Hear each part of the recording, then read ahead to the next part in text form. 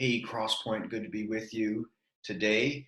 I hope that your week is going well. We are in the middle of Holy Week, and we're going to be celebrating the resurrection of Jesus Christ from the dead this coming Sunday. And so, our normal custom has been to do a Good Friday service with area churches, but of course, we're not doing that this year because of social distancing. But at any rate, I hope that you are preparing your hearts and your minds for this Sunday. And we've talked about a couple of ways we can do that. And I've encouraged you, and I'm going to just kind of keep hammering away on this. As families, you can be doing communion. And as you do communion, you can be reading through some of the passion passages that lead up to the crucifixion. And you can do that. And I encouraged you last Sunday, for some of you, that an option is to fast, maybe a meal, one or two meals, maybe a day. And biblically, when the word fast is used, it's usually in context of not eating food. Now, I know we use it a little more liberally. We'll fast from social media or from media in general. But I would encourage you, as part of your preparation for this Sunday, to do those things or whatever's going to work for you. But just so that we can prepare our hearts and minds to celebrate well on Easter Sunday. I find that when I'm preparing and I'm meditating in the lead up, that it helps me to worship more on Easter or whatever day, if I've been preparing and preparing my heart for it. So, all right, so just wanted to mention that. I want to circle back on something I spoke about a while back, about maybe giving you some tips on how to engage with neighbors during this odd and unusual time.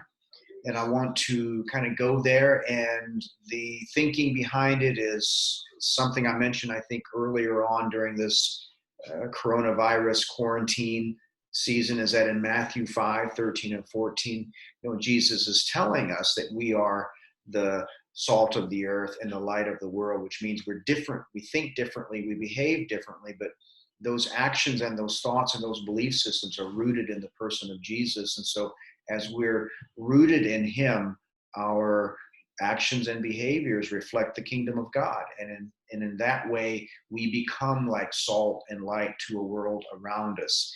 And I mentioned then, I'm going to mention again now, that the motivation behind being salt and light is obedience to the king, not to put on a show, not to impress anyone.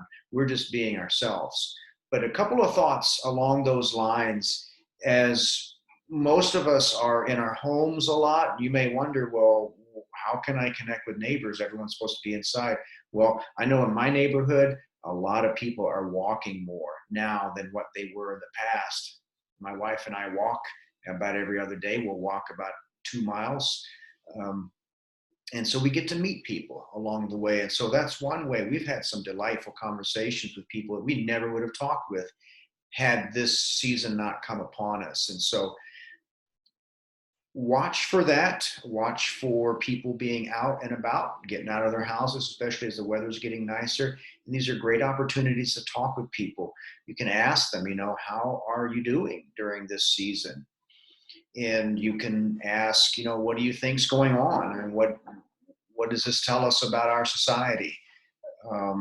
And these are open-ended questions. Just try to engage people in conversation. Now, while you do and when you do, it's not like we're engaging people in conversation, but even while we're talking with people, we're listening to what the Father is saying. We're listening to the Spirit. The Spirit may be active in that person's life, and listening to him. And I like to say, one ear on the Father and one ear on the world around us. One eye on the Father, one eye on the world around us, so that we're constantly tuned into what he is saying and doing. And if you're talking with someone, and trust that the Spirit will communicate to you, but if there's something going on and perhaps there's an opening, he will let you know, and you can avail yourself of that opening and begin to talk. But if there's nothing there, then there's no sense in beating a dead horse, because in terms of guiding the conversation towards the Lord, which is what we all want to do. But I know for me, I've gone there a lot of times, and like, I'm going there, but the person on the other end is not where they're at. And so just be sensitive to where people are and allow the Spirit to direct you as you're engaging with people, especially as they're out and about. So another thought is that if your neighborhood has a Facebook page, you want to be part of that. And the idea there is that we want to be neighbors in our neighborhood. We don't want to be rulers. We don't want to be kings. We're servants. We want to serve people and be part of the culture, be part of the neighborhood, engage with people. And I suspect when this season is over, I think we're all going to be a little different. We're all going to view isolation differently. And it may be a ripe season post coronavirus where people are going to be a little more eager to connect. And at that point, you can have people over to your house, have meals together. That's a fantastic way of connecting with people. Now, I know it's just not done so much anymore, but if you do it, you will find receptivity oftentimes. But so those are a couple of ideas, but the thinking behind it, really the theology behind it, is that we love our neighbors, and we're also paying attention to what God is saying as we're connecting with neighbors, because he's the one driving it, not us. And if we think that by our conversation and by our great connections with neighbors that we're going to be doing something, if he's not operating and if he's not working, then we're not going to go anywhere.